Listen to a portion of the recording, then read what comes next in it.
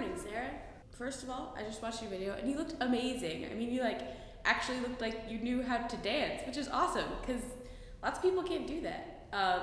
And you looked really wonderful. The green dress looked amazing on you. I loved it. Congratulations on placing at your first competition. That's amazing. So what I wanted to talk about today is about study breaks. So last week was the week before fall break here at Wellesley, which means everyone had 10 midterms and 14 papers, and there was a lot of stress and a lot of studying happening.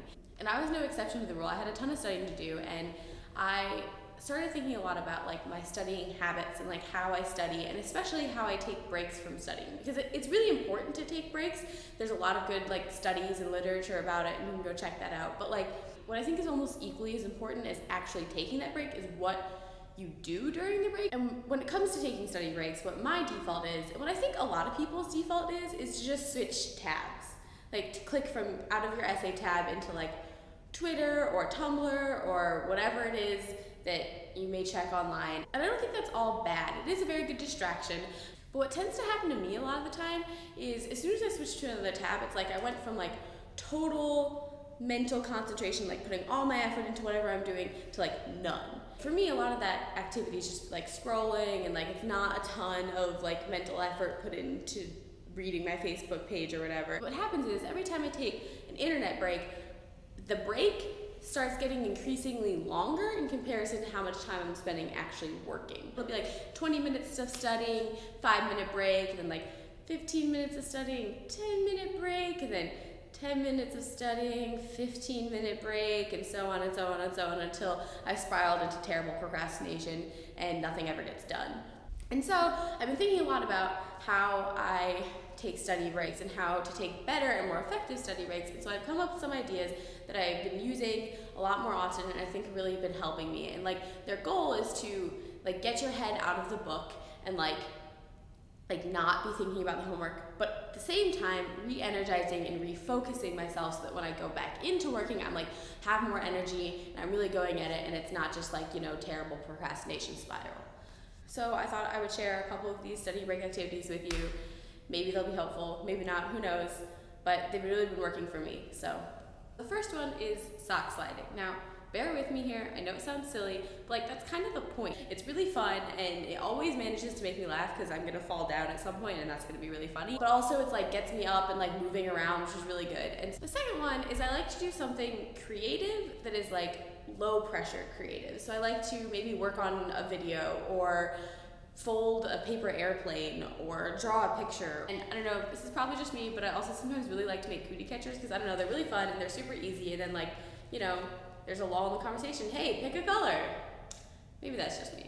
But it's really fun, and I really like it. The reason I think this is really important is because a lot of times the work we're doing is to be turned in and is going to get graded. And I think it's important to do a creative project that is completely under your creative control. So it's not it's not based on a prompt and doesn't have to fit certain guidelines, and it doesn't really matter if it just flops, because it's yours. You made it up and you're just doing it for fun. So I think that that's really important. It doesn't have to be a big project. When I say do something creative, really anything you want to do. Do origami if you do origami.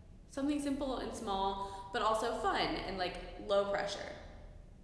The third one is exercising. This really, really works for me, especially because it's not just a study break. It also encourages me to actually get up and exercise, which I try to do every day. Also, exercising is just a really good de-stressing thing to do. And so a lot of times when you're studying, you're really stressed because you're studying for a test or for a quiz or something like that. Completely gets your mind off of whatever homework you're doing because you have to be concentrating on exercising, or just not concentrating on anything, which I also think is really important. And it doesn't have to be a full exercise routine. Sometimes it's just going outside and running for 10 minutes. The fourth one is slightly similar to exercising, but it doesn't take quite as much time. So if you are really in a time crunch and you're studying, I like to just get up and stretch. A lot of times we'll be sitting in our chair and not realizing that every single muscle in our body is super stiff because we've been sitting there for hours. And so that one really helps me. The fifth one is just talk to someone. Studying can be very isolating a lot of times, I think, because we do it alone most of the time, unless you're working on a group project or something. And so getting up and speaking to another human being can be really good.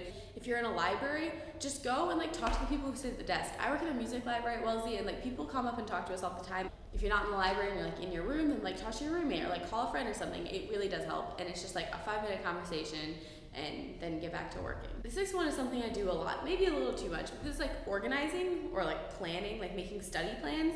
And you want to be careful that it doesn't get out of hand and all you're doing is organizing and no studying. But at the same time, I think it can be really helpful. Like taking 5 minutes to clean off my desk, or to like write all my midterm dates into my planner, or like breaking up the chapter into like how many pages I need to get done today and then how many pages should I get done tomorrow. Like for me, it's really helpful, and you're not actually studying, but once you've finished planning, you feel very accomplished, which is good, because then I'm like, oh, let's keep the ball rolling, and like I move on to actually studying. So for me, that's really helpful. And also, generally speaking, if you're more organized, your studying is probably going to be more effective. Clean up your desk, make sure that your planner or whatever it is you use is like up to date, and then get down to studying. Then the seventh one is really helpful for like a lot of times if I'm just like sitting studying, I will like study for hours and hours and hours, and then like look up and realize that I missed like breakfast and lunch because I just was like really super concentrating and wasn't paying any attention, which is bad, because when you're studying, you actually are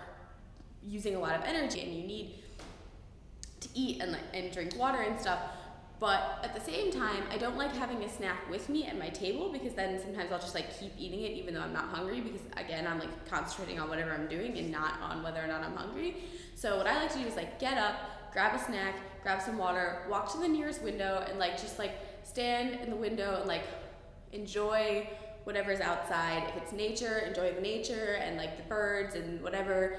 Or if you're in the city, then like people watch for a little while and just like not think about whatever you're doing, and like eat your snack and then sit back down and start working again. So those are just a few of my personal study habits that are really helpful to me, and I hope maybe they were helpful to you. Good luck on the paper. I'm sure it'll be wonderful and you'll get it done in no time. And maybe these tips will help you in writing the paper. Who knows? But anyways, I'll see you next week.